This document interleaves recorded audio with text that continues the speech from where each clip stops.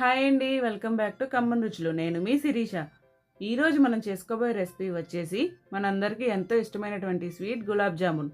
ఇది నేను చెప్పే చిన్న చిన్న టిప్స్ ఫాలో అయితే గులాబ్ జామున్ అనేది చాలా జ్యూసీగా తినే కొద్దీ తినాలనిపించేలా ఉంటుంది.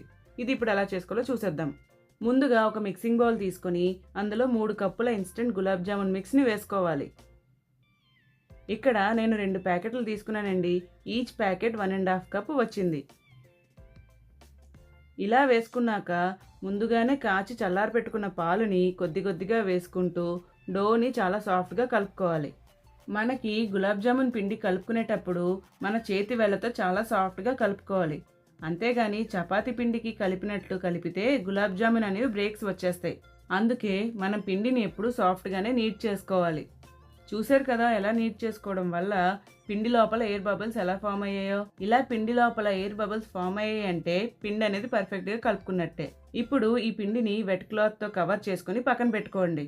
ఇలా వెట్ క్లాత్ కప్పడం వల్ల పిండి అనేది డ్రై అవ్వకుండా ఉంటుంది. ఈలోపు షుగర్ సిరప్ని ప్రిపేర్ చేసుకుందాం. ముందుగా స్టవ్ ఆన్ చేసుకొని ఒక కడాయి పెట్టుకోవాలి. ఇప్పుడు ఇందులోనే 6 కప్పుల షుగర్ని వేసుకొని అలాగే 5 కప్పుల వాటర్ని కూడా యాడ్ చేసుకోవాలి. ఇక్కడ షుగర్ సిరప్ మెజర్మెంట్ వచ్చేసి 1 కప్పు పిండికి 2 కప్పుల షుగర్ అంటారు.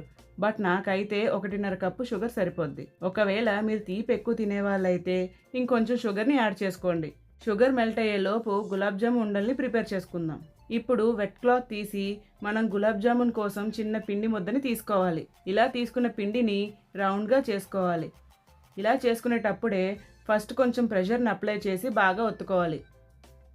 ఆ తర్వాత రౌండ్గా బాల్స్లా చేస్తే గులాబ్ జామున్స్ అనేవి క్రాక్స్ లేకుండా వస్తాయి. ఈ విధంగా అన్ని ఉండల్ని చేసుకొని వెట్ క్లాత్ కప్పుకొని పక్కన పెట్టుకోండి. చూశారు కదా షుగర్ కూడా బాగా మెల్ట్ అయ్యింది. ఇలా మెల్ట్ అయ్యాక మరి కాసేపు మరిగించుకోవాలి.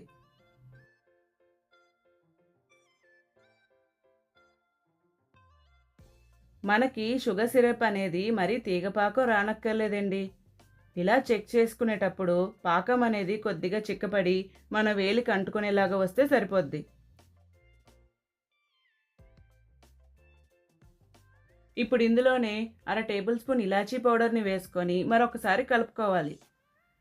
ఇలా కలుపుకున్నాక స్టవ్ ఆఫ్ చేసుకోండి. ఇప్పుడు ఒక కడాయి పెట్టుకొని డీప్ ఫ్రైకి సరిపడంత ఆయిల్ని వేసుకోవాలి.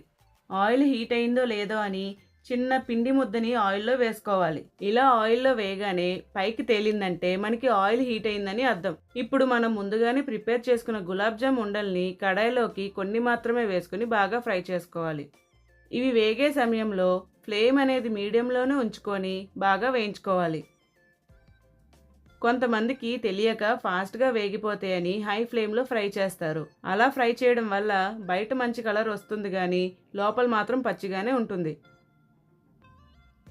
అలా వేయించుకునేటప్పుడు నేను మీకు చూపిస్తున్న విధంగా తిప్పుకుంటూ వేయించుకోవాలి. ఇలా తిప్పుతూ వేయించడం వల్ల ఉండలనేవి అన్ని వైపులా బాగా వేగుతాయి.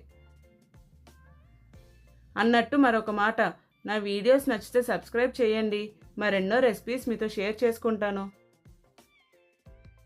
ఇలా వేయించుకున్నాక వీటిని మనం ముందుగానే ప్రిపేర్ చేసుకున్న షుగర్ సిరప్లోకి ట్రాన్స్ఫర్ చేసుకోవాలి.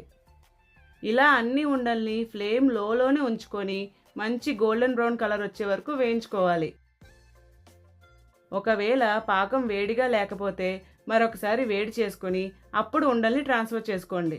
ఇప్పుడు గులాబ్ జామున్ని పాకంలో లైట్గా ఒత్తుకోవాలి. ఇలా ఒత్తుకున్నాక ఒక 3 గంటల పాటు వదిలేయాలి.